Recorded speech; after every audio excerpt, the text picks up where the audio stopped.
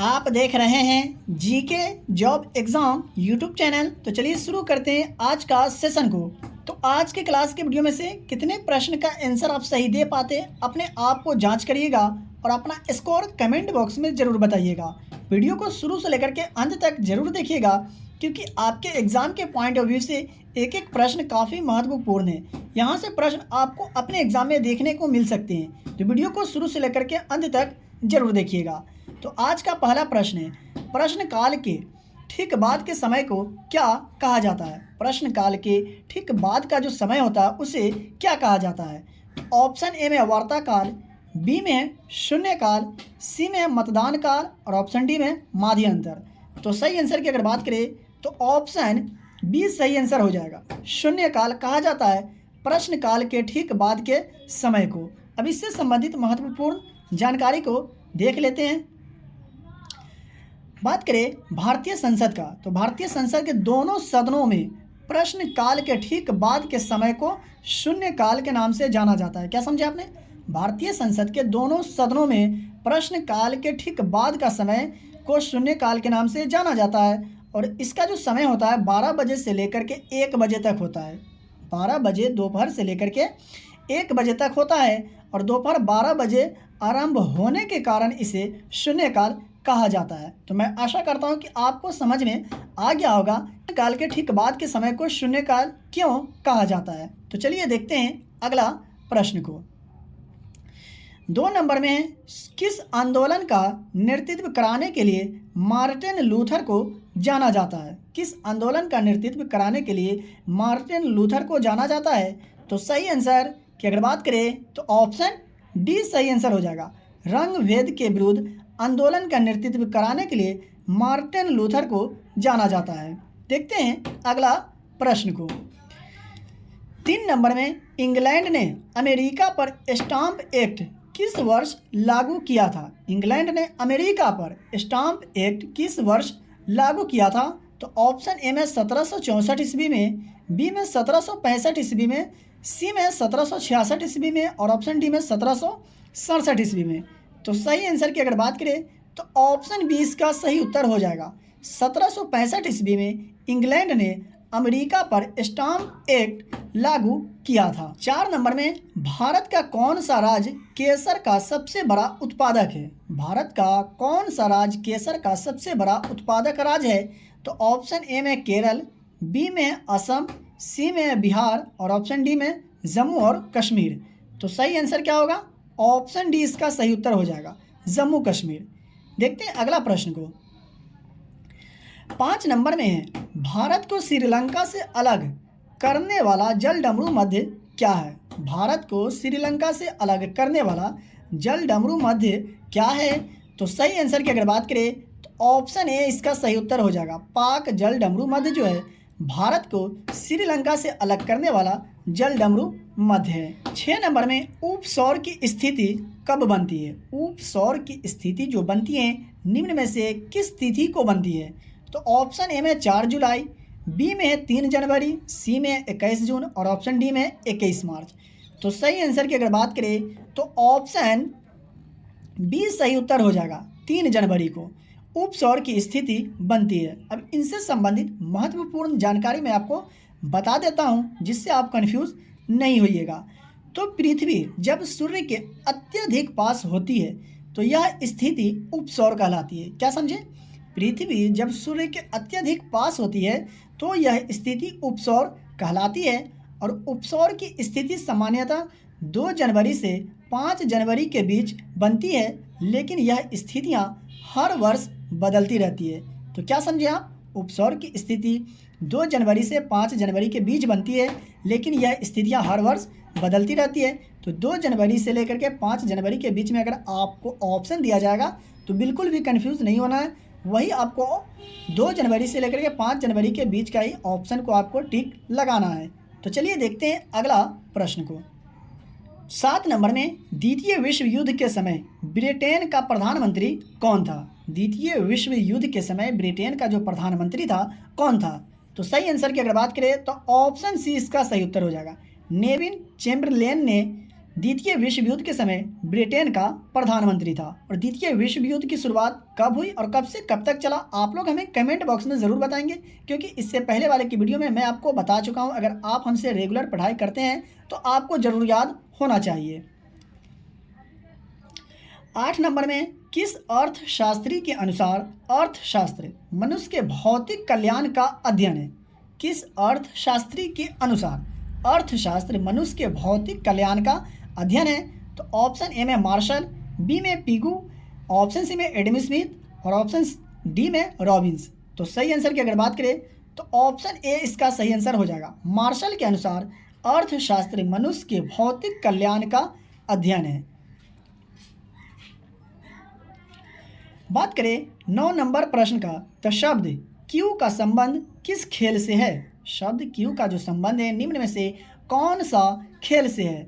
तो सही आंसर की अगर बात किया जाए तो ऑप्शन डी इसका सही उत्तर हो जाएगा, बिलियर्ड्स से है। कौन सा खेल से?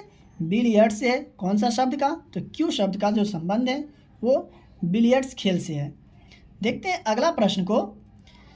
10 नंबर में, बिहार एवं उत्तर प्रदेश राज्यों को सम्मिलित परियोजना है। बिहार एवं उत्तर प्रदेश राज्यों की जो सम्मिलित परियोजना है निम्न में से कौन सा परियोजना है? तो ऑप्शन ए में दामोदर घाटी परियोजना, बी में व्यास परियोजना, सी में गंडक परियोजना और ऑप्शन डी में हीराकुंड परियोजना। तो सही आंसर क्या होगा? ऑप्शन सी सही आंसर हो जाएगा। गंडक परियोजना जो है बिहार एवं उत्तर प्रदेश राज्यों की सम्मिलित परियोजना है। 11 नंबर में, माता टीला बहुउद्देशीय परियोजना किस राज्य में है? माता टीला बहुउद्देशीय परियोजना निम्न में से कौन से राज्य में स्थित है? तो ऑप्शन ए में उत्तर प्रदेश, बी में पश्चिम बंगाल, सी में तमिलनाडु और ऑप्शन डी में बिहार। तो सही आंसर की अगर बात करें तो ऑप्शन ए इसका सही उत्तर हो जाएगा। उत्तर प्रदेश राज्य में माता टीला बहुउद्देशीय परियोजना।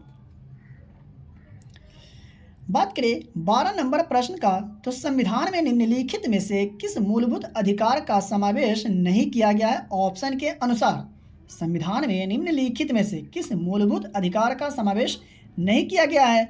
तो सही आंसर की अगर बात करें तो ऑप्शन बी इसका सही आंसर हो जाएगा। काम का अधिकार भारतीय संविधान के मूलभूत अधिकार में समावेश नहीं किया गया है। तो प्रिय विद्यार्थीगण, आप यहाँ तक आ गए, वीडियो को अभी तक लाइक नहीं किए तो वीडियो को लाइक कर दीजिए। चैनल पर पहली बार आए हैं या हमारा वीडियो आप तक पहली बार पहुंचा है तो चैनल को सब्सक्राइब करके बेल आइकन को प्रेस जरूर करें, क्योंकि यहाँ आपको काफ़ी महत्वपूर्ण प्रश्न बताए जाते हैं, पढ़ाए जाते हैं, जिनसे आपको अपने एग्ज़ाम में देखने को मिल सकते हैं। तो आप हमसे जुड़ के रहें और अपने एग्ज़ाम की तैयारी को स्ट्रॉन्ग करके अपने एग्ज़ाम को क्रैक करें। और इसका PDF आपको फ्री में दिया जाता है। दोस्तों में भी शेयर जरूर करें जो लोग बिहार पुलिस 2023 एग्ज़ाम की तैयारी कर रहे हैं। तो चलिए देखते हैं अगला प्रश्न को। बात करें 13 नंबर प्रश्न का, तो प्रसिद्ध संत शेख सलीम चिश्ती किस शहर में रहते थे? प्रसिद्ध संत शेख सलीम चिश्ती किस शहर में रहते थे? तो ऑप्शन ए में फतेहपुर सिकरी, बी में अजमेर, सी में दिल्ली और ऑप्शन डी में आगरा। तो सही आंसर हो जाएगा ऑप्शन ए, फतेहपुर सिकरी में रहते थे। कौन? शेख सलीम चिश्ती। बात करें 14 नंबर प्रश्न का, तो सबसे अधिक समय तक भारत का वायसराय कौन था? सबसे अधिक समय तक भारत का वायसराय कौन था? तो राइट आंसर की अगर बात करें तो ऑप्शन सी इसका सही उत्तर हो जाएगा, लॉर्ड डलहौजी सबसे अधिक समय तक भारत का रहने वाला वायसराय था। तो ये आप जरूर याद रखें। 15 नंबर में, लॉर्ड कर्नवालिस का कब्र कहाँ स्थित है? लॉर्ड कर्नवालिस का जो कब्र है निम्न में से कौन सा शहर में स्थित है? तो ऑप्शन ए में गाजीपुर, बी में वाराणसी, सी में बलिया और डी में गोरखपुर। तो सही आंसर क्या होगा? ऑप्शन ए इसका सही आंसर हो जाएगा, गाजीपुर में है लॉर्ड कर्नवालिस का कब्र। तो ये आप याद रखें।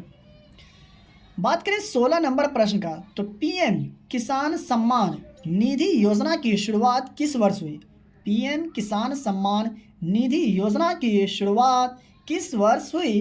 तो ऑप्शन ए में 2023 में, बी में 2022 में, सी में 2020 में और ऑप्शन डी में 2019 में। तो सही आंसर क्या होगा? ऑप्शन डी इसका सही उत्तर हो जाएगा, 2019 में PM किसान सम्मान निधि योजना की शुरुआत हुई थी। तो ये आप याद रखें। बात करें 17 नंबर प्रश्न का, तो महिला विश्व कप 2025 की मेज़बानी कौन सा देश करेगा? महिला विश्व कप 2025 की मेज़बानी निम्न में से कौन सा देश करेगा, ये आपको बताना है। तो ऑप्शन ए में भारत, बी में अमेरिका, सी में फ्रांस और ऑप्शन डी में रूस। तो सही आंसर की अगर बात करें तो ऑप्शन ए सही आंसर हो जाएगा। अपना प्यारा देश भारत में होगा। 2025 महिला विश्व कप की मेज़बानी कौन सा देश करेगा? अपना प्यारा देश भारत।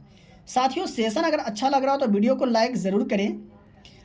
18 नंबर में आईपीएल 2023 कौन सा संस्करण है? आईपीएल 2023 हाल ही में जो खेला गया है, ये कौन सा संस्करण था इसका? तो ऑप्शन ए में 15वां, बी में 16वां, सी में 17वां और ऑप्शन डी में 14वां।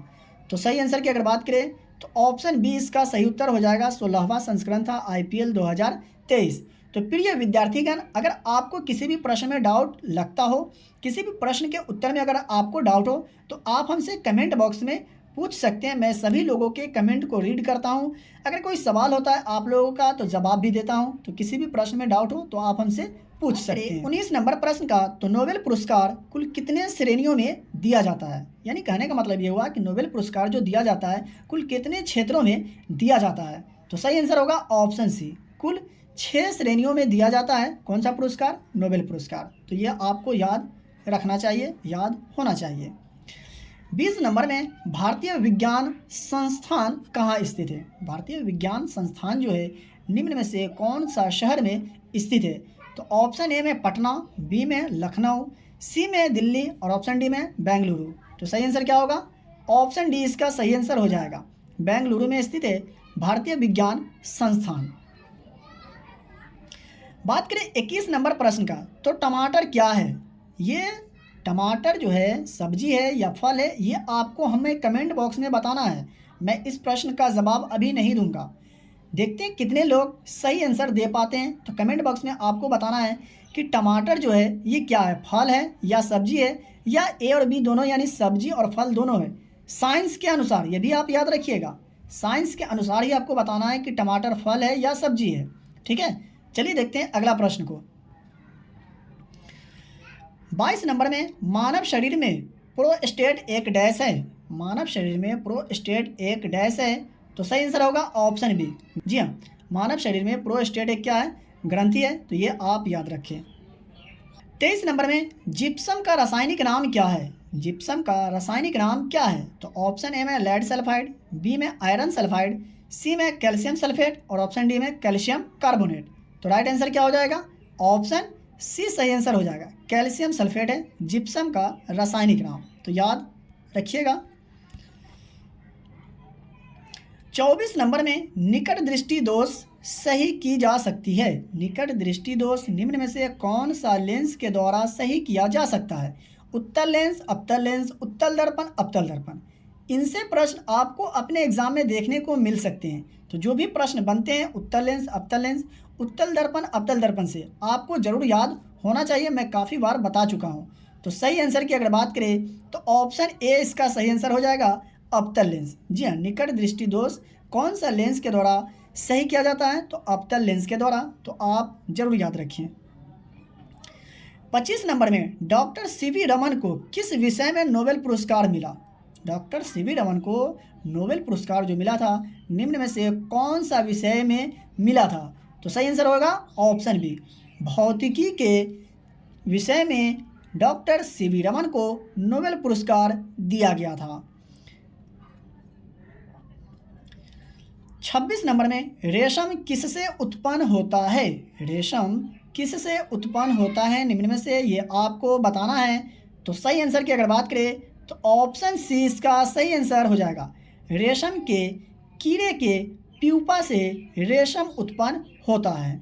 नंबर में किस रक्त वर्ग के व्यक्ति सर्वदाता कहलाते हैं? यानी किस वर्ग यानी ग्रुप के व्यक्ति सर्वदाता कहलाते हैं? तो ऑप्शन ए में ए बी, बी में ओ, सी में बी और डी में ए। तो राइट आंसर की अगर बात करें तो ऑप्शन बी इसका सही उत्तर हो जाएगा ओ। चलिए मैं आपको अब समझा देते हैं। तो ओ ग्रुप वाले व्यक्ति यानी जिनका ब्लड ओ ग्रुप में आता है, ओ ग्रुप का है, वह व्यक्ति अदर ग्रुप वाले व्यक्ति को रक्त डोनेट कर सकते हैं। तो ये आप ज़रूर याद रखें। मैं आशा करता हूँ कि आपको समझ में आ गया होगा कि ओ ग्रुप वाले व्यक्ति जो होते हैं वो सर्वदाता कहलाते हैं। तो ये आप ज़रूर याद रखें, यहाँ से भी प्रश्न एग्ज़ाम में पूछा जा चुका है और आगे भी पूछा जा सकता है, तो आपको ज़रूर याद रखना चाहिए। बात करें 28 नंबर प्रश्न का, तो नींबू के रस का पीएच मान कितना होता है? नींबू के रस के जो पीएच मान होता है निम्न में से कितना होता है? तो सही आंसर होगा ऑप्शन ए 2.4 होता है नींबू के रस के पीएच मान। अब बात कर ले अदर ऑप्शन का, तो 7 जो होता है किसका पीएच मान होता है? शुद्ध जल का पीएच मान कितना होता है? 7 होता है, तो ये आप याद रखें। बात करें ऑप्शन सी का, तो 6.5 दूध का पीएच मान होता है, तो ये भी आपको याद होना चाहिए। बात करें ऑप्शन डी का, तो 7.4 मनुष्य के आंसू का जो पीएच मान होता है 6.5 से 7.6 के बीच में होता है, तो ये आपको याद होना चाहिए कि मनुष्य के आंसू का जो पीएच मान होता है कितना से कितना के बीच में, तो 6.5 से 7.6 के बीच में, तो यहाँ 7.4 है, तो ये मनुष्य के आंसू का पीएच मान होता है इतना, तो आपको जरूर याद होना चाहिए। बात करें 29 नंबर प्रश्न का, तो उच्च न्यायालय के न्यायाधीश अपना त्याग पत्र किसे देता है? उच्च न्यायालय के न्यायाधीश अगर अपना त्याग पत्र देना चाहते हैं तो किन्हें देंगे? तो ऑप्शन ए में प्रधानमंत्री, बी में राष्ट्रपति, सी में राज्यपाल और ऑप्शन डी में इनमें से कोई नहीं। तो सही आंसर की अगर बात करें तो ऑप्शन बी इसका सही आंसर हो जाएगा, राष्ट्रपति को। उच्च न्यायालय के न्यायाधीश अपना त्याग पत्र किसे देता है? राष्ट्रपति को देते हैं। तो चलिए देखते हैं अगला प्रश्न को।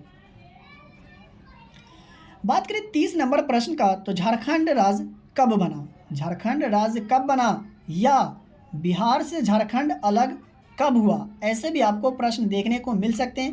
तो इन दोनों प्रश्नों का जो उत्तर होगा एक ही होगा। तो ऑप्शन ए में 1 नवंबर 2000, बी में 9 नवंबर 2000, सी में 15 नवंबर 2000 और डी में 15 अगस्त 2000। आप पढ़े होइएगा 10th क्लास में, 9th क्लास में भी। तो सही आंसर की अगर बात करें तो ऑप्शन सी इसका सही उत्तर हो जाएगा। 15 नवंबर 2000 को झारखंड राज्य बना। या बिहार से झारखंड कब अलग हुआ? तो 15 नवंबर 2000 को। तो आपको ज़रूर याद होनी चाहिए। तो आज के क्लास के वीडियो आपको कैसा लगा कमेंट बॉक्स में ज़रूर बताएं। आपने कितने प्रश्न का आंसर सही दे पाए आज के क्लास के वीडियो में से अपना स्कोर कमेंट बॉक्स में ज़रूर बताएं। अभी तक लाइक नहीं किए तो वीडियो को लाइक कर दीजिए। चैनल को अभी तक सब्सक्राइब नहीं किए तो चैनल को सब्सक्राइब करके बेल आइकन को प्रेस जरूर करें और अपने दोस्तों रिलेटिव में भी शेयर जरूर करें जो लोग बिहार पुलिस 2023 एग्ज़ाम की तैयारी कर रहे हैं। तो आप हमसे जुड़ के रहें, अपने एग्ज़ाम की तैयारी को स्ट्रॉन्ग करके अपने एग्ज़ाम को क्रैक करें। इसका PDF लेना चाहते हैं तो वीडियो के डिस्क्रिप्शन में दिए गए टेलीग्राम चैनल लिंक से ज्वाइन होकर डेली के वीडियो का फ्री में PDF प्राप्त करें। तो चलिए मिलते हैं फिर से एक नए वीडियो में।